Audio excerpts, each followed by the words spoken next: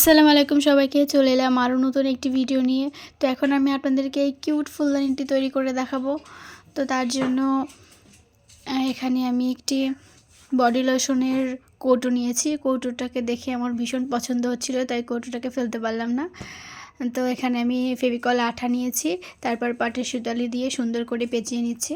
এভাবে আমি এর আগেও একটি ফুলদানি তৈরি করেছিলাম। তারপর এখানে আমি একটু কালার করে একটা গাছ তৈরি করে নিচ্ছি ফেব্রিক কালার দিয়ে। তার সাথে কিছু পাতা তৈরি করেছি। পাতাগুলোকে সুন্দর দেখানোর জন্য এখানে আমি সাদা রং করে দিচ্ছি একটু একটু করে। তো দেখতে বেশ ভালো লাগছে।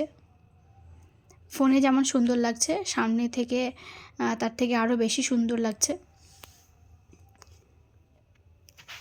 তো এখানে আমি কিছু ফুল করে নিচ্ছি।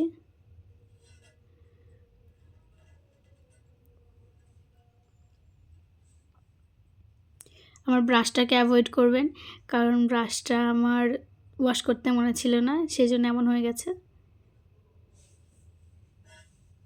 তারপর এখানে আমি আরও একটু আঠা লাগিয়ে নিচ্ছি। আঠা লাগিয়ে কিছু পুঁতি বসিয়ে দিচ্ছি।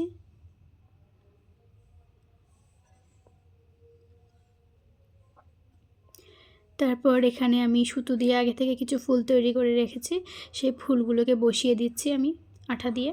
তারপর উপরে একটু পুঁতি দিয়ে দিয়েছি। তো বেশ সুন্দর লাগছে। উপরের অংশটি আমি একটু কালার করেছি, সেখানে সুতালি জড়ানো যাচ্ছিল না। তো তারপর দেখুন এটার ফাইনাল লুক কেমন লাগছে। আর আমি এখানে শুকনো ডাল দিয়ে ক্লে দিয়ে কিছু গোলাপ ফুল তৈরি করেছি। ভিডিওটি যদি ভালো লাগে অবশ্যই লাইক কমেন্ট করবেন।